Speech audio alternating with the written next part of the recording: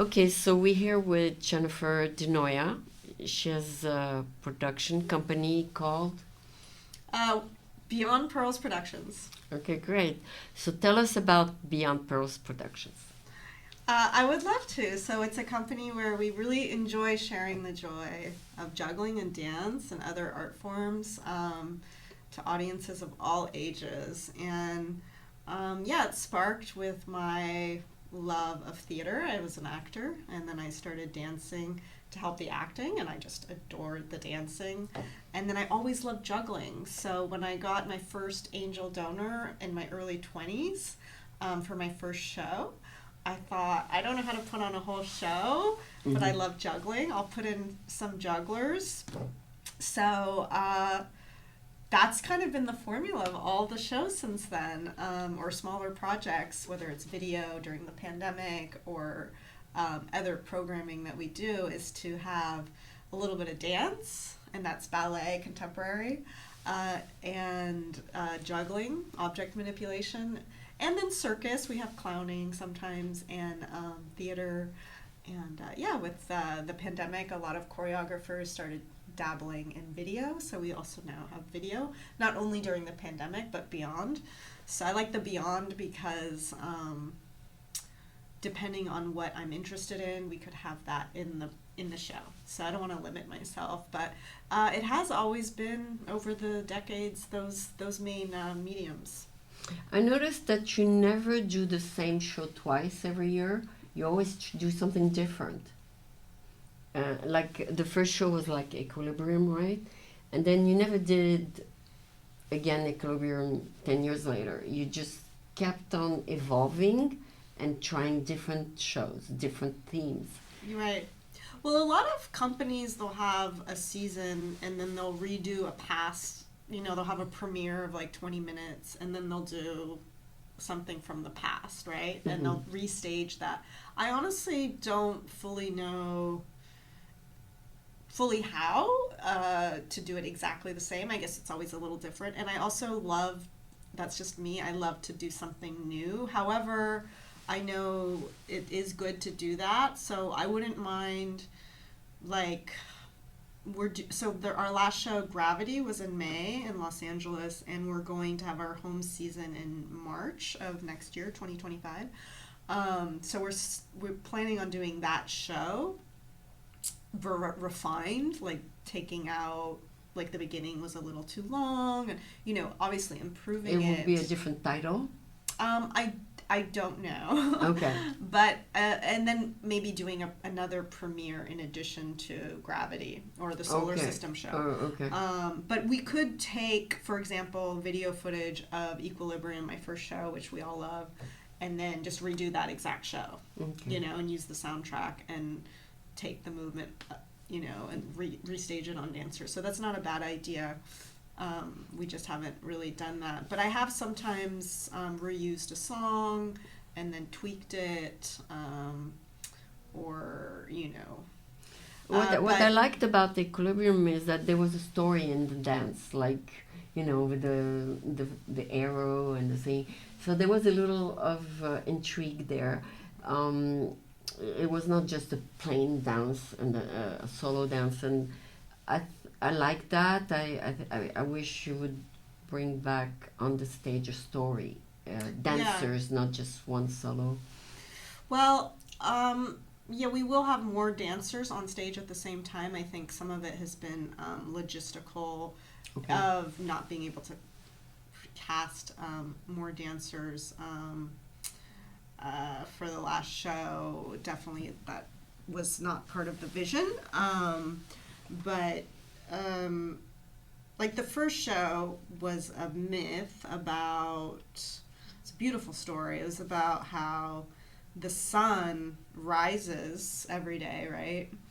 And then the sea dancer, so there were two main dancers. Marietta was the sea in blue, and Henrietta, whatever, she was the sun. Oh. And then what happens every day is the sun gets killed. Oh. And then, but I every didn't get day, that. I didn't get that was the stabbing with the Oh. balloon animal sword. I didn't know that. So it has And something then- also with the sun and the thing. And then if there was a moment with the sea nurturing the dead sun. Oh. Remember, she was like laying down in the water, Yeah. and then she was nurtured, and then she was reborn. So every sunrise, if we're so lucky to live the next morning, is a new day, right? Okay. We want to let go of, like when we go to bed, we go through the day, we say what worked, what didn't work, how could we be better. And then when we're in the morning, we're so grateful for that breath, right? Because life isn't just given to everyone, right? It's a total gift to be alive. So that was. So I didn't know it has a connection with the universe. I didn't know that. Yeah, it was. I think a lot of people didn't understand what the story was about, and deeper than that, if I can share, it's been a long time, so we're all over it. But I was in a youth hostel, and there was a murder, and somebody was stabbed to death, which was very traumatic for me. And I felt this need to, like, because I didn't tell a lot of people about it, and I felt a need to. To say it. Well, I think as an artist, we have a voice that needs to be expressed, right? Okay. So it was. A way to express it.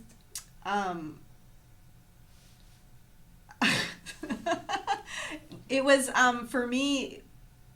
That was what the underlying meaning of it was. So yes, it was a myth about the sun and the sea and the sun being killed. But then it was also about this man, Dwayne, who was murdered violently with a stabbing. So the irony of the balloon animals as swords was a very cathartic way of me to express this trauma that I didn't tell a lot of people about. So the art had a very kind of secret meaning, even though it had also a real meaning of a mythology. So just like gravity, you may not have fully understood everything. Gravity, and I almost regret having it be about that. So it was supposed to just to be about the solar system, and I almost regret it not being about just the solar system. But it also, I thought, okay, it'll also be about. And then I had this idea, I'm going to call it gravity. And then I said to myself, it'll be about the gravity of life, like not just gravity that holds like how the planets rotate, and then Einstein's theory of relativity, which was very fascinating, but also just the heaviness of life and how life can be really hard. So like my solo did have a lot of meaning. I don't think the song did as much, but in terms of but it was about the heaviness of life, and I had a lot of visualizations. There at the same time, ABT was doing a show about Virginia Woolf, who committed suicide by putting like stones in her pocket, and she walked into the sea, going back to the sea. So I think for me, part of my first entrance, I'm thinking about that. Oh no, that was another solo I did. So there was another solo. I'm thinking I did 2 solos in that show. But anyway, one solo, I have this like the entrance walk. I'm thinking of that gravity, and I actually am thinking about that heaviness with the rocks. So I think that was kind of an inspiration. So I think whatever I do, even though maybe the audience doesn't get it, it's like an abstract painting. Like I want the audience to get what they want out of it, and I always do put a lot of meaning into something, even if it's not explicit. So and then you had skits that were funny. Yeah. Yeah, like the cream, and then the nylons and the makeup. Yeah. So that was the part that was really entertaining, because people were laughing and say, "Oh my God, how did she come up with that?" Yeah. Well, I mean, some of it isn't all connected. Like that had really nothing to do with the myth, but I felt like doing it. It's just like in rehearsal and ideas can come up. So same thing with gravity.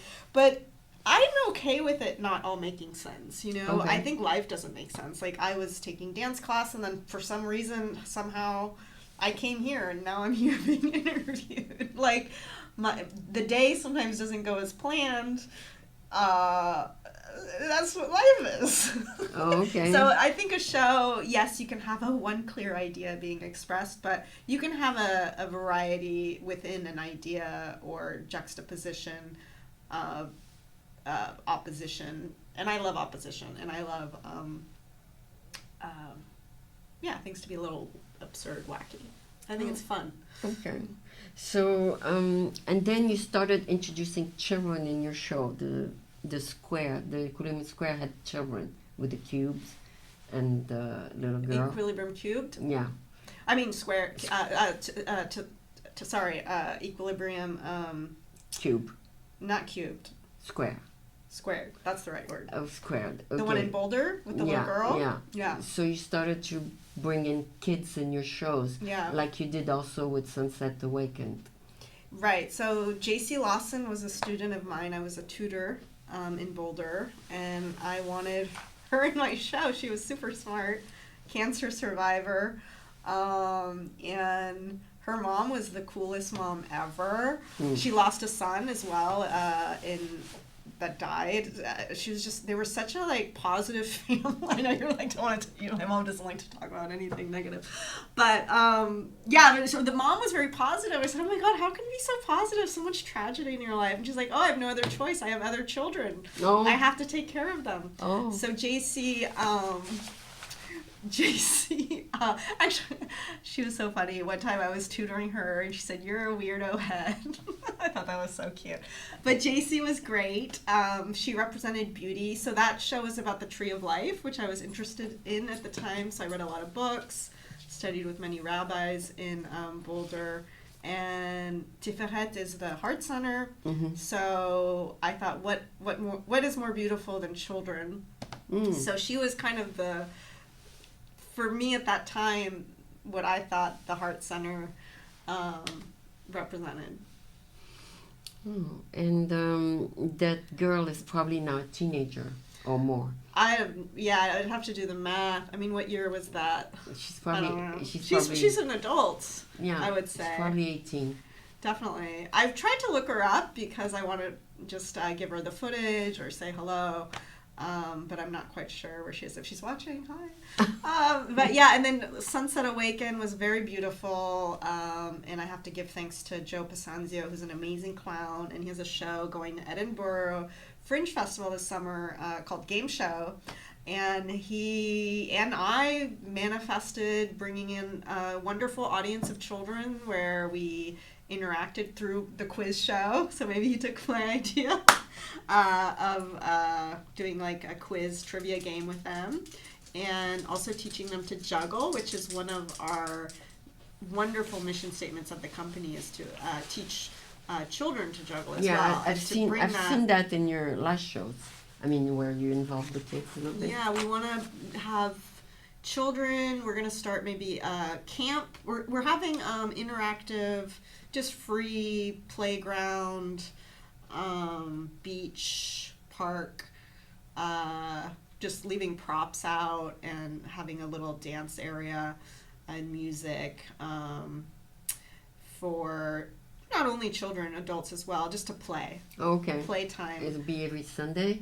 So we're going to have the plan, Sunday 3 to 6, weather permitting, Santa Monica by the Perrys, where we did the one with Rachel. Uh-huh. There's two. That area? Yeah, there's so many Perrys in Santa Monica, but it's 2600 Oceanfront Walk. And then it will go down towards Lifeguard 26. Uh-huh. And sunset will probably be later, so I'll pack up all the stuff in my car. And then I think we're just going to have improv, just by the beach, improv dancing. And I think that's enough for that. So you'll meet there, then walk toward the ocean. Then we'll take maybe we'll end at 5:40, pack up the car. I'll walk over, very minimal. I don't want any stuff. That's something you learn. Peter Brook is one of my favorite directors. And he started with a lot of stuff, sets and this and that, and he slowly became more and more minimalist, and he said it was through experience. And I kind of feel I get it. I mean, you literally don't want to carry stuff, and you really don't need it. Like, you don't, the music of the ocean is beautiful enough, and we never really heard the music anyway, and we always lugged so much stuff, and then you have to take everything away. And you can always insert the music after. So, it's definitely so that's the Sunday. Every Sunday. We're going to be doing that. So right now we're July 2024. This is August, so very soon. Every Sunday at 3 to 6 on Santa Monica Beach by Perry's. Yeah, 2600 Oceanfront Walk. There's a Perry's right there, and then on the right there's another Perry's. It's by yeah, that's right. Yeah, easy to find. It's easy to find, right, and you can always call. I always say, call me if you can't find us. Like, I did get one more sign, but 917-450-0733. If you're driving there in Santa Monica and you can't find us, just text you. Yeah, and then call me if I still don't answer because I'm busy. No, and then this is another idea, which is still up in the works. So if I'm not there, it's all free. So will it be announced on your website? Yeah, we're working on the website. My website designer is not doing what I like, and I might fire him and start over. You mean you might change? Well, I hired this guy, and then you know who's answering me? Another guy. Oh. And I said, I want to talk to Chandler. He's outsourcing. He's trying to outsource, and Chandler gave me a rough draft, and he didn't do the first requirements. No. So I don't know. I'm like, I want to just talk to Chandler, but he didn't even do what I wanted the first time. So I don't know if I should just go with another person or deal with this guy. Yeah. My friend Chris said you might just eat the money and start over. Or I mean, these people are contractors. They don't work directly for the company Wix. Oh. So Wix doesn't control their hours or their work. They just outsourced. I just think he did a pretty shady job. I mean, pretty like he didn't seem to care or listen or read or, it's important to me. It's my website. And the website was, anyway, we'll make it, I want it to be really nice. Right now it's, but it's beyondpearls.org. You can donate on it. We're going to work on a one-click button. But yeah, you can always donate through PayPal. No? Well, Zelle is my phone number. Okay. And then you can also Venmo beyond-pearls if you want to help out these projects. But also, so we're also going to, because I am looking for another source of income. Like, I'm looking for a receptionist job where I can bring my dog. But I was thinking Wednesdays, there's another park. It's called Cloverfield Park. It's like 26th in Ocean Park. So remember the 24-hour fitness on 30th? Yeah. It was just a little bit further towards the beach. There's a big, beautiful park. Okay. And they have a big playground. So they're going to be kids. I think somebody told me to go there for Sunday, but I like the beach. Oh. So if I'm going to do something for free, I want to at least enjoy it. You know what I'm saying? It's my weekend. But I thought, okay, for maybe the week, I'll try out this park, because that is where the kids are. I think for our mission statement of sharing the joy of juggling to these future jugglers and dancers, I think a park with kids would be a good idea. So I'm going to check out Cloverfield Park. And we always need volunteers. We always want help. So if you're LA based or even anywhere based, there's always stuff to do. We always could use help. Even just lifting the stuff. Helping with helping bringing the stuff out and in. Like, I know in San Francisco we have the Washington Square Park Saturday jam. Yeah, they all help. Yeah. And we all, you normally has at least one guy to help bring the stuff from Club Fugazi there and back. Maybe because you can one ask person the people. can't. Well, they're here, but yeah, meaning it takes a village, but it takes a couple people. So I mean, I'm gonna do what I do have a cart, so I'll bring what I can solo. But if someone's really interested in dancing and juggling in the LA area and wants to help, it's absolutely wonderful. And what I learned I was at the IJA, International Jugglers Association, is you can, as a not-for-profit, you ask companies and you can get volunteers. You can get them to be paid. Because a lot of companies have that as a program. They won't tell you about it, but if you ask, they'll let you know. And then, so if I ask enough companies and I find that company that does that program of paying volunteers, and you're like going to Santa Monica Community College, or you want some cash, maybe volunteer for me and we can pay you. We have to work on that because we all need help and we all need money. Unless you don't need money, actually, then you should just help. No, big corporations do it like Salesforce. They say you got to give 1% to nonprofit. I mean, 1% of our also to nonprofit. So 1% of the employees have to volunteers for nonprofit. Oh, wow. So if you can find them in LA, I tell them I am open to have volunteers. So 1% of the Salesforce task force has to volunteer? Yeah, 1 hour. 1% of their hour to the community.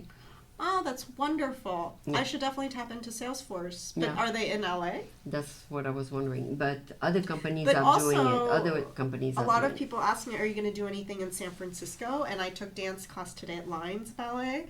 And, every time I go anywhere in the Bay Area, I always see people I know because I'm from here. Right. So I have a lot of roots. And bringing a show to this community for next year, I think would be a great idea. So we're pretty lined up for the season until March, but we could definitely do, I don't know, in April, May, little thing, like maybe even take what we did in LA, the Solar System show, and just book another theater or tag on to another person's show and be like the second act or the first act or the opening song. Anyway, I'm just saying there's a lot of possibility for producing shows not only in LA but coming back home where there's community, Like if you spend like 9 months in LA and 1 month for Christmas here, then you do something for San Francisco here.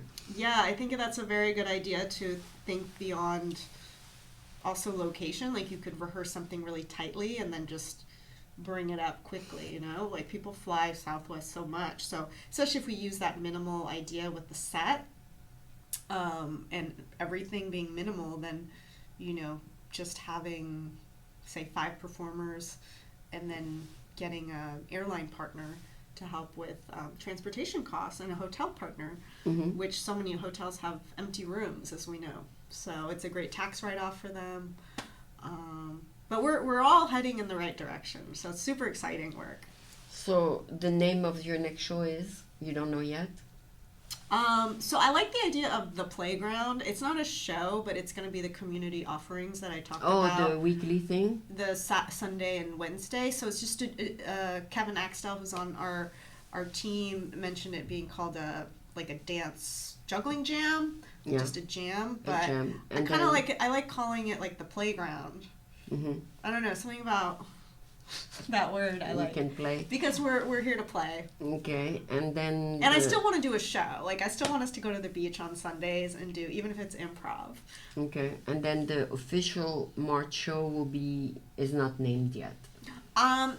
It's going to be the Gravity show, but I do like focusing, whereas the last Gravity was about the gravity of life, and it was about, I think, sticking it to the solar system, which was my original idea. I read this book, well, I didn't finish it, but it's called How to Make Ideas Stick. And I think, as you can already tell, being very concise and being very clear on what your objective is makes for the audience to understand. It just makes for better things to stick. So just what is this about? The solar system. It could even be just about the sun, or it could just be about Saturn, because that was actually the planet that interested me the most. Ironically, I didn't get. So you pick up a theme. You pick a theme. Well, what I'm trying to say is that I think I had too many ideas almost in the last one. We did the whole cosmos in a way. I mean, I think starting with the cosmos, like when did the universe start? Like the Big Bang, and then and then we do. I love the intro video that I did with Nam. So I think that one's just a beautiful one. And then we could have just kind of like my original idea, just go through all the planets. Although some of the planets, like Neptune, I don't know if I'm really into all the planets. Yeah, some of them intrigue you. Yeah. So beyond pearls, you have a lot of pearls on you. Is that also a pearl at the other one? Yeah, you gave me this. No, but the other one is what? That is a high. Oh, it it's means a high, life. life. Okay. I thought it was a pearl. It's okay. I got it in Tel Aviv, and I get a lot of compliments on it. Oh, nice. Yeah. It's good that you didn't lose it. It's so small. It's very strong, just like our life. It's precious. Life is very precious, but we're survivors. I think humans are very resilient people. Yeah, we survived millions of years, right? And through a lot of hardship and pain, like Wars. war, and Viktor Frankl wrote a great book. Yeah. We always come out okay. I think it's about your attitude, and going back to why we're doing this, because why are we doing this? Why are we doing this? I think juggling is really fun. I'm so glad you said that, because juggling is really fun, and it's pretty simple, and I think it's a shame that certain people aren't even exposed to that. It's almost as if like there's chocolate, and then people don't get to experience chocolate. There would be a non-for-profit that's trying to give chocolate away to the world. Oh, and then you're trying to give back. Like Tom's shoes, they're trying to give a simple pair of shoes to someone who doesn't have shoes. Like, we should... How many pairs of shoes do we have? I have quite a few. Yeah, 100. I mean, I don't feel like... 100. I feel like in LA, I don't have any money compared to these, people dressing up in Gucci, but I have a lot of shoes, and there are people in the world who have no shoes, right? So same thing. There are people who have never juggled, which is an experiential thing, but I think that's a tragedy because it has given me so much joy. So if you don't like it, if you're like, oh, I'm uncoordinated, it's not my thing, fine. But you know how many people might love it, and then they might become amazing, and that's what we want to nurture. We want to nurture that little boy or girl who really loves it, and then we get to at least let them keep doing it because they're going to learn so quickly. And we want to let adults enjoy these art forms because we don't really see enough of it, except for maybe at the circus or something, right? We don't really see it in a full production, in an artistically I think it's like riding a bike. If you learn early, you learn it fast, but if you learn when you're adult, it's hard. So for me, it's very hard to juggle because I'm an adult. True. Yeah. So you started earlier than me. That's why you like it and you do it.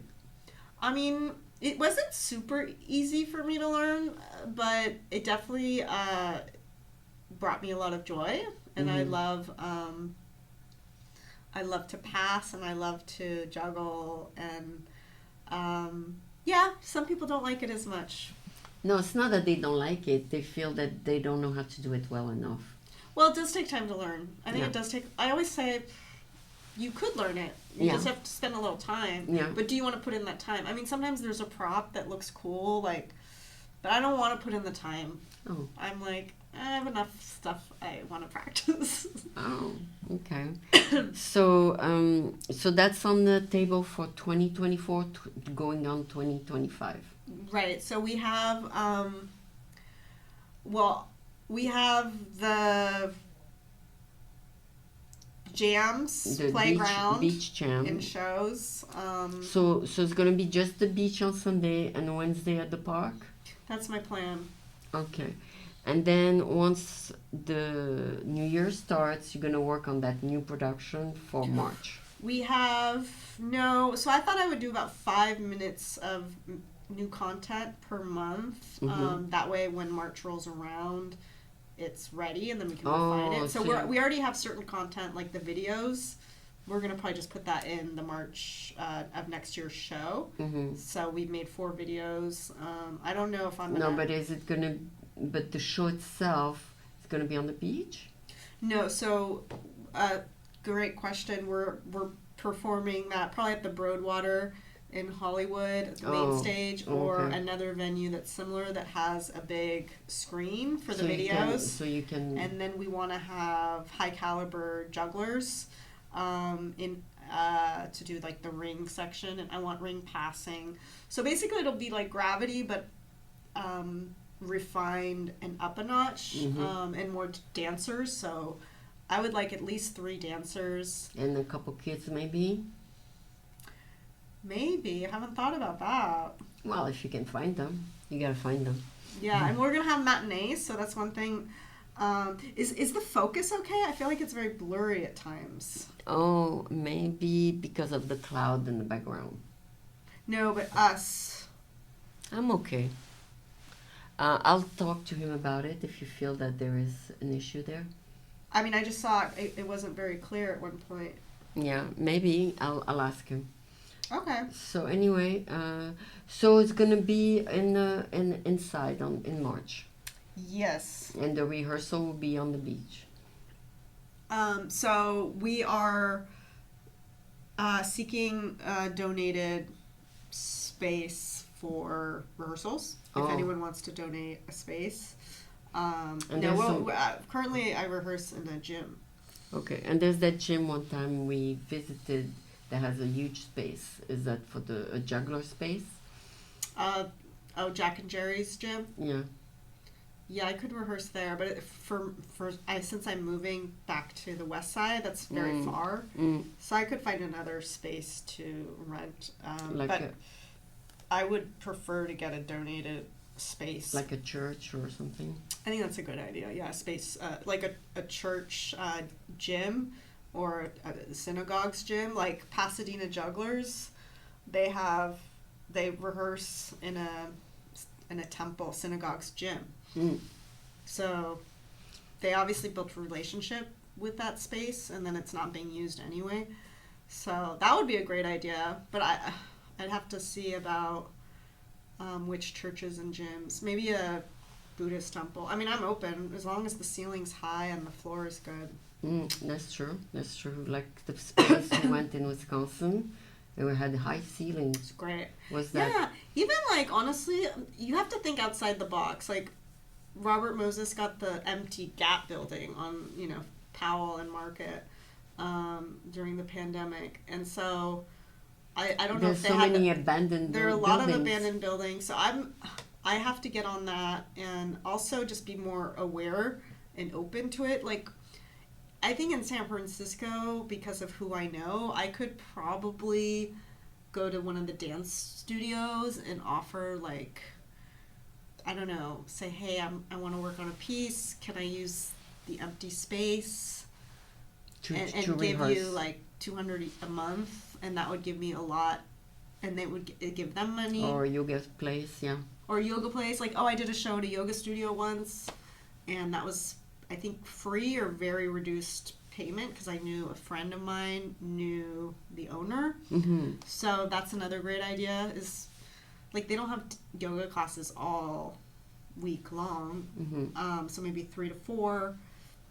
Yeah, you can utilize the building. Yeah, so I'm gonna have to. Do you have someone in your company, one in charge?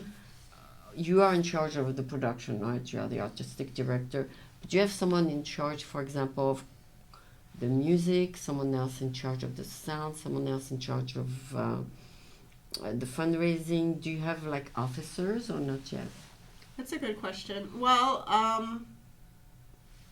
so certain things I've learned in the last few years only is more of the business side, because running a not-for-profit is to make a profit, actually, even though it's called a not-for-profit.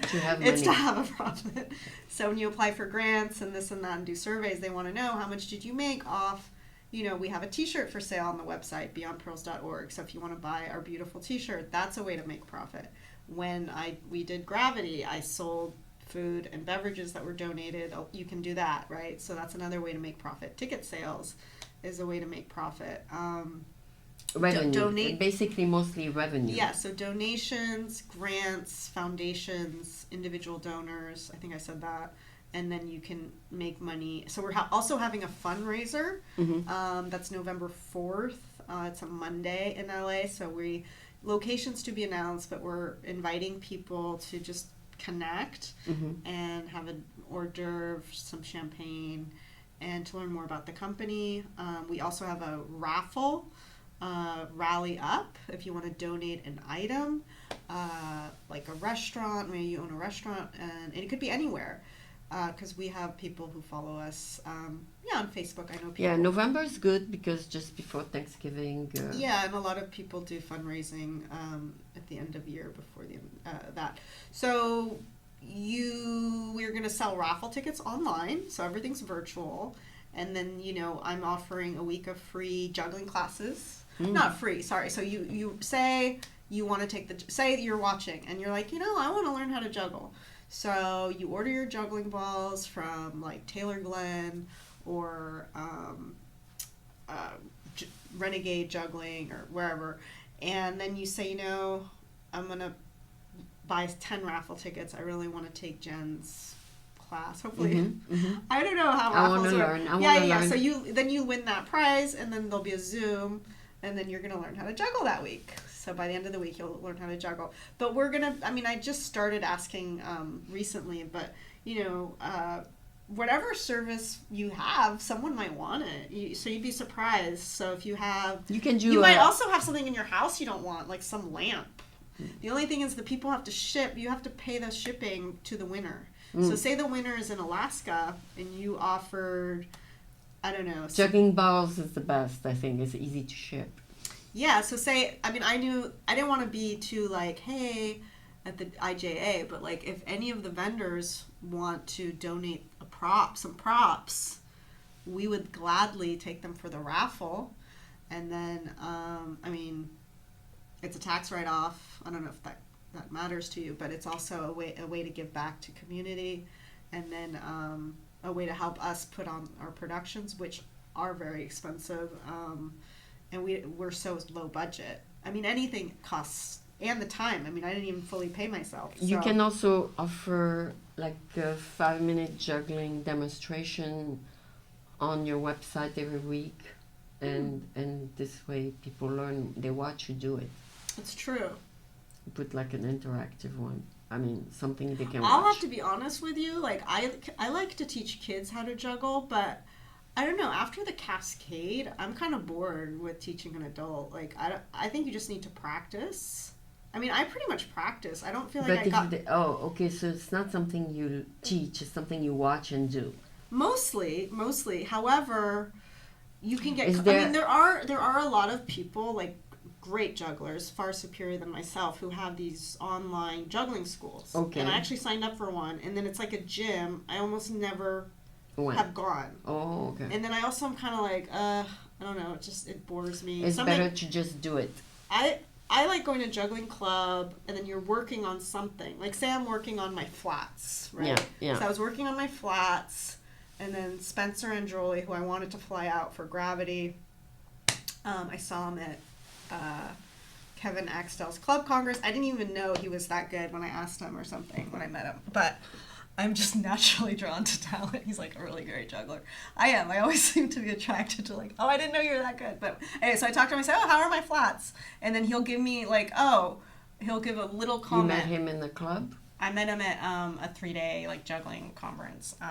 Amazing juggler. He's just spectacular. So he said something very simple about like what my throw is like. Same thing. I was at the IJA festival, working my 5 balls, and a great juggler. I'm not sure his last name, but Noah said throw higher with the left hand. So that's just like someone who can see something and then boom gives a comment. But you don't need all day. I don't think with someone. You need to be practicing your 5 balls. It's something you do, not that you watch. It's not a spectator sport. It's a dude sport. Well, you can watch it to enjoy watching a juggling show. Oh, okay. Okay, so some people who don't know how to juggle can watch it. Oh, yeah. I think a lot of people... I can't do everything. And, for example, Diablo is a prop that I don't do and I don't want to do. Yeah. But I enjoy watching it. Yeah. And I'm sure it's very hard. The one with the balls and stuff? So Chris Garcia, who is in one of my pieces, he does that. Remember? It's like an object and he throws it up and it goes way down. Yeah, and then he has the string or something. Yes. So this is a very highly skilled thing. Very hard. Not everybody can do that. Yeah, and it takes patience. And I'm the kind of person, like people say to me, I don't want to juggle or I can't do it. I'm like, I don't want to do it because I I don't feel like waiting around. You have to have patience. Yeah. Chris Garcia does the birthdays. He performs quite a bit. Yeah. He gets booked for birthdays. And he donated 2 Diablos to the Sunday jams and the Wednesday jams. So things like that really help. Like just if you have some extra balls in your house and you're not using them, or some clubs. What do you mean 2 Diablos? 2 Diablos? So Diablo is the prop. Oh. That does that.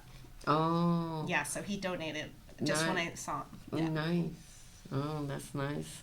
Yeah, that's awesome. He's a great friend. I know he performed here a long time ago. I don't know how long ago, but... And Beth Pollock had a baby recently in May, because I invited her. So I saw her in LA. She was a dancer in the show that I did with Chris, and I saw her in LA at an event, and I invited her to the Gravity show, and she said, "Oh, I'm due then." So she had a baby.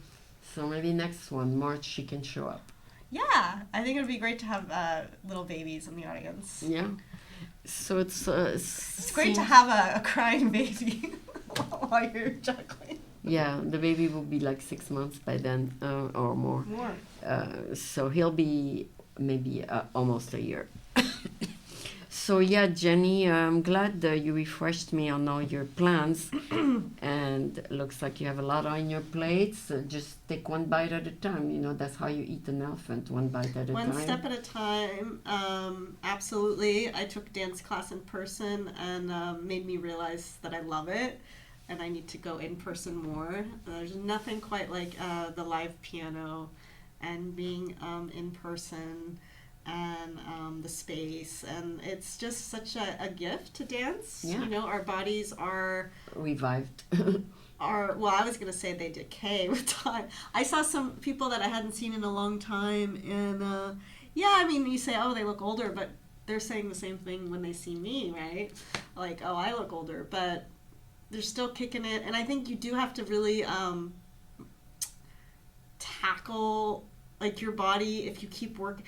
There's this one dancer, she's a teacher, she's from Panama, she's been in the dance community forever. And I mean, every time I've been taking class, I see her, and she's older, but she's still like trying hard. Like she's still like doing it, even if she's not as, It's like me, I used to go to the gym and and now I do it. So. Even if she knows she can't do the center work, like she gracefully left, or she can't, even though she's not as like, because I remember taking her jazz class when I was younger, and she was a powerhouse, right? Yeah. And now she's not the powerhouse, but she's still a powerhouse to still do it. And the dancing, it's so true. It's the heart expressing itself, and it feels so good. So I'm very grateful to do that. I want to do that more, and so you stay young forever too. Well, sure, I'll take that. But like it's just I think these art forms are amazingly beautiful. I'm very grateful that even though it was late, that I got into them. I started dancing in college, so I always want more people to just see that it's amazing, and to get to experience a little bit. That's awesome. That was an awesome interview, Jenny. I appreciate you being here because I learned a lot from you each time, and thank you very much. Yeah, thank you, everyone. And if you want to follow us on Instagram, Beyond Pearls. Thank you. And beyondpearls.org is your website, right? That's right. Okay.